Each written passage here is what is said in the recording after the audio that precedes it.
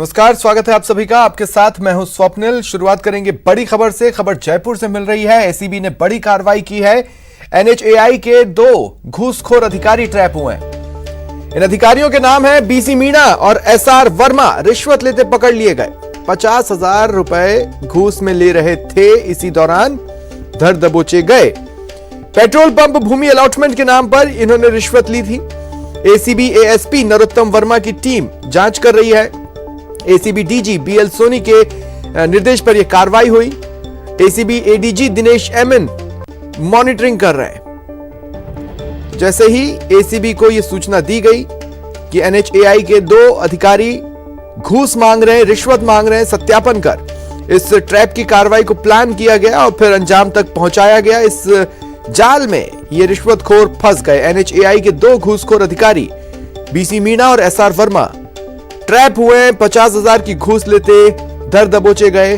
अब इनसे पूछताछ की जाएगी। फिलहाल इनकी संपत्ति को लेकर जांच चल रही है। अब तक कितनी संपत्ति रही है और कोई स्रोतहीन संपत्ति अगर सामने आती है तो उसे भी संज्ञान में लिया जाएगा। फिलहाल खंगाले जा रहे हैं कागजात, दस्तावेज इन दोनों अधिकारियों से जुड़े हुए बीसी मीणा, एसआर वर्मा। ज्यादा जानकारी के लिए बात करते हैं सहयोगी राकेश शर्मा से। राकेश, क्या जानकारी है?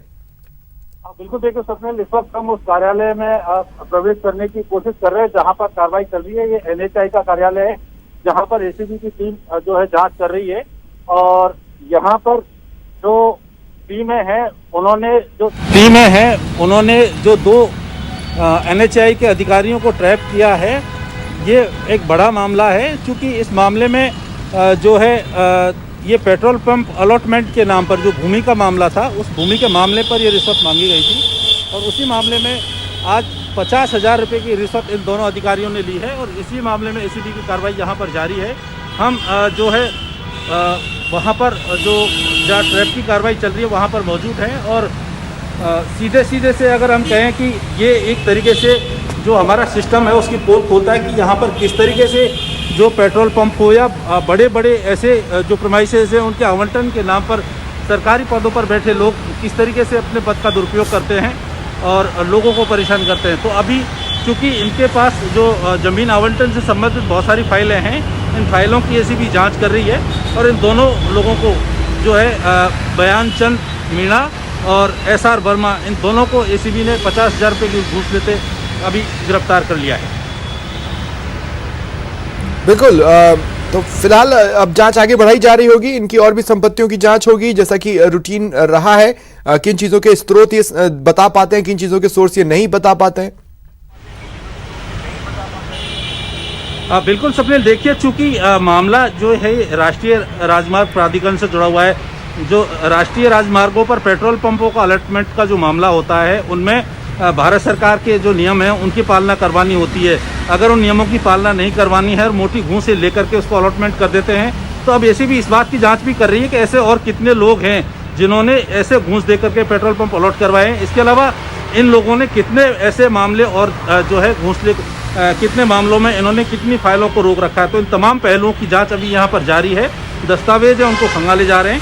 जो संबंधित लोग हैं इनसे जुड़े हुए उनसे भी पूछताछ की जा सकती है क्योंकि जो दोनों व्यक्ति हैं ये आवंटन से की फाइल पास तो कर सकते हैं लेकिन आवंटन से जुड़े हुए नहीं हैं। तो इनसे जुड़े हुए और कौन उच्च अधिकारी हैं उनकी भी इस मामले में भूमिका हो सकती है। तो एसीबी इन तमाम पहलुओं की जांच अभी कर रही है। बिल्कुल राकेश, ऐसा तो नहीं है कि भ्रष्टाचार की कड़ी इन्हीं 2 तक आकर रुकती होगी। अगर कड़ियां और जुड़ती हैं तो जैसा कि आम जुबान में कहा जाता है कि पैसा ऊपर तक जाता होगा। इसे भी खंगालने की कोशिश एसीबी यहां पर जरूर करेगी।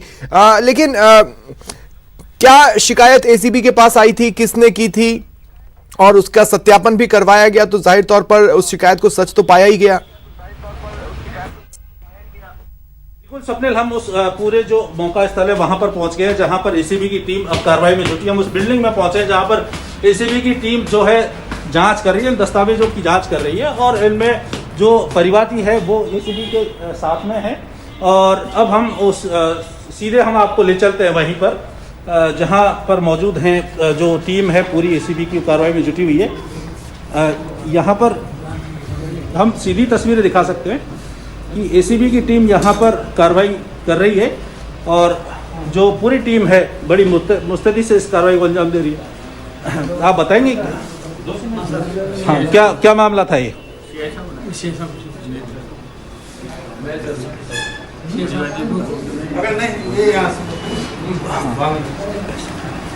ये जो घूस की रकम थी, ये तस्वीर अब दिखाना चाहेंगे। ये एसीबी की टीम जो है इस कार्रवाई में जुटी हुई है। ये 500 के नोट है, पूरी 50,000 की ये गड्डी है पूरी। ये घूस की रकम है जो इन लोगों ने परिवादी से ली थी। जो आरोपी हैं उनको हम ये आरोपी हैं जिन्होंने ये घूस की रकम पेट्रोल पंप भूमि अलॉटमेंट के नाम पर दूसरे यहाँ पर ली थी। ये सीधी तस्वीरें हैं। मैं चाहता हूँ राकेश आप अपनी बात को जरूर जारी रखें, लेकिन जिस आरोपी को आपने दिखाया, मैं अपने दर्शकों के ध्यान में ये बात लाना चाहता हूँ कि देखिए आज वो सिर झुकाकर बैठा है, कभी अकड़कर मुंह उठाकर रिश्वत मांगा करता था, लेकिन जैसे ही एसीबी में शिकायत पहुंची और इस ट्रैप की कार्रवाई को अंजाम दिया गया, आज इसका चेहरा शर्म से झुका हुआ है। कैमरे की तरफ नजर उठाकर देखने की ये हिम्मत भी नहीं जुटा पा रहा है। एसीबी का ताबड़तोड़ एक्शन प्रदेश में लगातार जारी है। 2 घूसखोर अधिकारी आज ट्रैप हुए। राकेश जारी रखें। जो पूछताछ दोनों अधिकारी हैं उनसे जो नोट लिए बरामद किए हैं, जो रिश्वत के नोट हैं, जो मोबाइल हैं उनकी जो डिटेल है उसको खंगाला जा रहा है। ये उस जो परिसर है जहां पर कार्रवाई जो पूरी टीम जुटी हुई है, चूंकि यहाँ जो लैपटॉप है, यहाँ जो कंप्यूटर है, हार्ड डिस्क हैं, उनको भी खंगाला जा रहा है। हमारे साथ परिवादी जो है उनसे हम बात कर लेते हैं। बताइए आपका क्या नाम है और किस तरीके से क्या मामला था ये पूरा? मेरा नाम प्रताप सिंह राठौड़ है। मैं नौका बीकानेर का रहने वाला हूँ। मेरी पत्नी के नाम से एक पेट्रोल पंप अलॉट हुआ हुआ है। उसकी फाइनल एनओसी की फाइल NHRO ऑफिस में आई हुई है यहाँ, और पिछले कई दिनों से मुझे उस फाइल को फाइनल एनओसी लेने के चक्कर काटने पड़ रहे हैं यहाँ, और आखिरकार पिछले 2-3 दिन से पैसे की डिमांड भी हो रही थी, जो आज मैंने इनको पैसे दिए और एसीबी को कंप्लेन करी। एसीबी ने इनको ट्रैप कर लिया। कब से आपको परेशान किया जा रहा था इस मामले में? करीब 2 वीक हो गए हैं।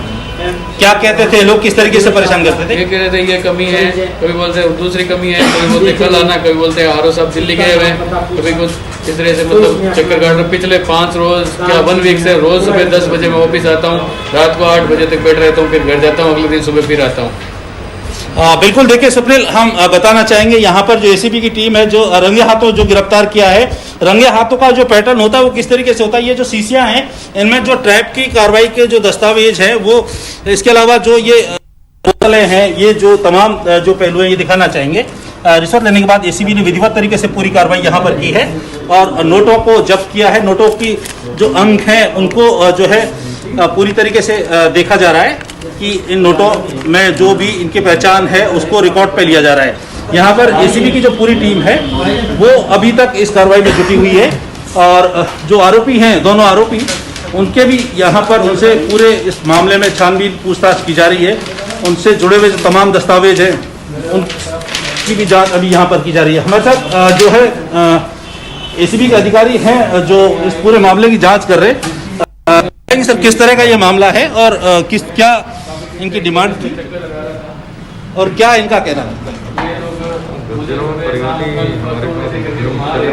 शिकायत दर्ज कराई थी। उन्होंने एक पेट्रोल पंप को आवंटन हुआ है, तो उसमें कोई एनओसी करने के तहत उन्होंने यहाँ आवेदन किया सर, जिसमें यहाँ के अधिकारी द्वारा उनको एनओसी की जारी करने की एवज में 50,000 की रिश्वत की मांग कर रहे हैं, जिसका सत्यापन कराया गया। इस सत्यापन के तहत दोनों अधिकारी वर्मा और राम सिंह जी को आज रंगे हाथों 50,000 की रिश्वत के साथ ट्रैप किया। ये लोग किस तरह का काम डील करते हैं जिनको ट्रैप किया गया है? किस तरीके से परिवादी को परेशान किया लोगों ने? इन लोगों ने इनका परिवादी के द्वारा ये कहना था कि उन्होंने लोकल जो डिस्ट्रिक्ट लेवल पे वो लोग आवेदन कर देते हैं, जबकि RO ऑफिस द्वारा डिस्ट्रिक्ट ऑफिस को आदेश देने के बाद जो लोकल अधिकारी हैं जिले के, उन्होंने अपनी रिपोर्ट बना के यहाँ प्रेषित कर दी थी। उन्होंने एक तरह से इनके फेवर में उन्होंने एनओसी जिला लेवल पे जारी हो गई थी, उस रिपोर्ट के आधार पे जो मुख्यालय है जयपुर में, उनके द्वारा जारी किया जाना था। तो 28 तारीख को उनके द्वारा भेजी गई थी और ये लगातार इस कार्यालय के चक्कर लगा रहे थे, फिर भी वो बेवजह डिले किया जा रहा था, जो कि सही नहीं था। इस वजह से उनको परेशान किया। क्या लगता है आपको कि इस मामले में कहीं ना कहीं इस विभाग के उच्च अधिकारियों की मिलीभगत हो सकती है, क्योंकि मामला बड़ा है, घूस भी बड़ी है? देखिए सर, ये तो जांच का विषय है और इस बारे में जांच की जा रही है, तो जांच के बाद ही स्थिति स्पष्ट होगी। क्या ये अधिकृत थे भूमि अलॉटमेंट के लिए? जिस चीज़ की रिश्वत मांग रहे थे उस काम को करने के लिए अधिकृत थे या इनकी उच्च अथॉरिटी थी इसकी? नहीं, इसमें इस बारे में जांच की जा रही है, लेकिन हमने जो मांग का सत्यापन कराया गया, उस सत्यापन में दोनों अधिकारी की ही वार्ता और इनकी मांग सत्यापित हुई है, इसलिए इन दोनों के खिलाफ कार्रवाई की गई। बाकी विस्तृत जांच मतलब से की जाएगी। बिल्कुल स्वप्निल, ये जो डिप्टी एसपी नीरज भारद्वाज, शुक्रिया राकेश हमारे साथ जुड़ने के लिए, इन तस्वीरों के लिए और तमाम जानकारी के लिए।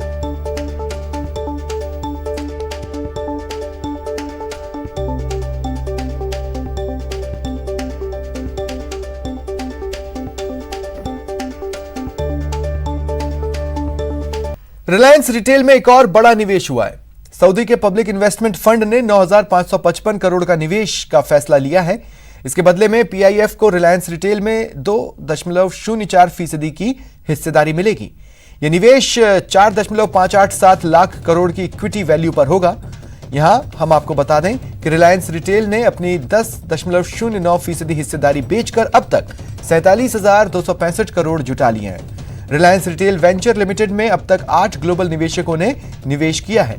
इससे पहले पीआईएफ ने आरआईएल की सब्सिडियरी जियो प्लेटफॉर्म्स में भी 2.32% हिस्सेदारी खरीदी थी। इसके लिए पीआईएफ ने 11,367 करोड़ रुपए का निवेश किया था। पीआईएफ अगले चरण में रिलायंस फाइबर में भी निवेश करने वाला है।